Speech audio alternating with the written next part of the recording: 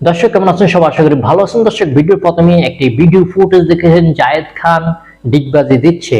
এরকম ডিগবাজি ছোটবেলা আমরা অনেক দিয়েছি, যখন ক্রিকেট বা ফুটবল খেলার মাঠে, এছাড়া স্কুলের মাঠে অনেক সময় আমরা ডিগবাজি দিয়েছি। কিন্তু এই বুড়ো পাঠা এখনো কিন্তু ডিগবাজি দিয়ে যাচ্ছে বিভিন্ন মঞ্চে। এই বুড়ো ফাটু হলো যে কে? জায়েদ খান। তাকে এক নামে সকলে চিনে এখন, ডিগবাজি জায়েদ খান। যেখানে নাকি হিরো আলমকে নিয়ে ঠাট্টা মশকরা করত, কিন্তু এখন এই জায়েদ খানকে নিয়ে ঠাট্টা মশকরা করে যাচ্ছে সাধারণ মানুষ। কিন্তু হিরো আলমের কিন্তু সম্মান রয়েছে, হিরো আলম সম্মান দিতে শিখেছে। হিরো আলম কখনোই আলেমদেরকে নিয়ে বাজে মন্তব্য করেনি, কিন্তু হঠাৎ করে মিডিয়ার সামনে বক্তব্য দিতে গিয়ে সাক্ষাৎকারে তিনি আলেমদেরকে নিয়ে কুরুচিপূর্ণ বক্তব্য দিয়েছে। যে বক্তব্যটি সকল আলেমদেরকে গায়ে গিয়ে পড়েছে। আলেমদেরকে কিভাবে তিনি কটূক্তি করেছে সেরকমই ভিডিও ফুটেজটি আপনাদেরকে দেখানো হবে। তার আগে ছোট্ট একটা অনুরোধ, যারা আমাদের ইউটিউব চ্যানেল থেকে দেখছেন অবশ্যই সাবস্ক্রাইব করে সাথে থাকা বেল আইকনটি বাজিয়ে দিবেন। আর যারা আমাদের ফেসবুক পেজ থেকে দেখেছেন অবশ্যই ফলো দিয়ে সাথে থাকবেন। তাহলে চলুন দেখে আসি কিভাবে কুরুচিপূর্ণ বক্তব্য দিয়েছে এই জায়েদ খান আলেমদেরকে। ইমামরা তো শালা খারাপ চমৎকার করে, তো বাজে লোকে, তাদের কাছে আরবি শেখে যারা। এই সমাজে এগুলো ঘৃণিত অভাব আছে। টুপি একটা দিয়ে ইমাম হয়ে 5 ওয়াক্ত মসজিদে নামাজ পড়াও, যে ভাই আমি নামাজ পড়ে ছেলেদের সকালবেলা আরবি শিক্ষা দিই, আমি এগুলোর মধ্যে না। ইমামরা তো শালা খারাপ, ছেলে বলৎকার করে, তো বাজে লোকে, তাদের কাছে আরবি শেখে যারা।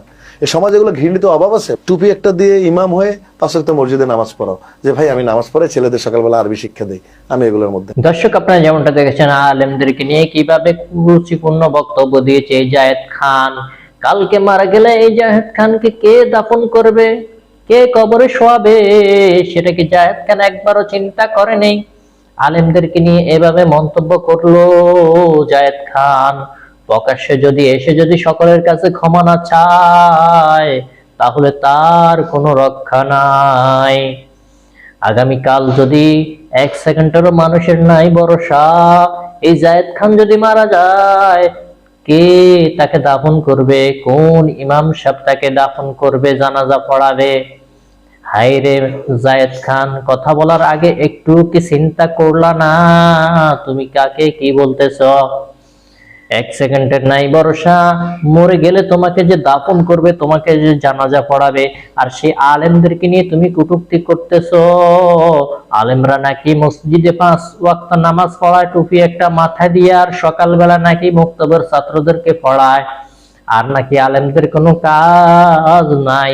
এই জায়েদ খান এসব কথা বলেছে, বহুত কষ্ট লাগে, অন্তরে গিয়ে লাগলো।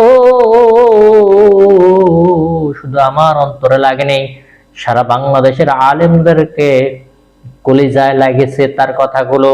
সে যদি প্রকাশ্যে এসে যদি ক্ষমা না চায়, তার কোনো রক্ষা নাই। দেখলাম তিনি একজন আলেমের সাথে অডিওতে কথা বলছে এটা নাকি এডিট। কখনোই এটা এডিট হতে পারে না। আমরা আলেমরা যারা রয়েছে, আলেমরা তারা অবশ্যই তার শাস্তি চায় কিনা চায়। এই মানুষ তোমরা অবশ্যই সকলে কমেন্ট বক্সে জানিয়ে দিবা, আসলে কি প্রকাশ্যে এসে ক্ষমা চাইতে হবে কিনা। এই জায়েদ খান দেখলাম কিছুদিন আগে তিনি অন্য একজন মানুষকে পুরুষ হয়ে পুরুষের গালে চুমা দিয়ে ভাইরাল হয়েছে। বিভিন্ন সময় বিভিন্ন ভাবে তিনি কিন্তু ভাইরাল হয়েছে। দিনের পর দিন যায়, তার কোনো ডিগবাজি আর থামে না। এখন কিন্তু সময় চলে এসেছে, এই জায়েদ খান তোমার ডিগবাজি থামানোর সময় চলে এসেছে।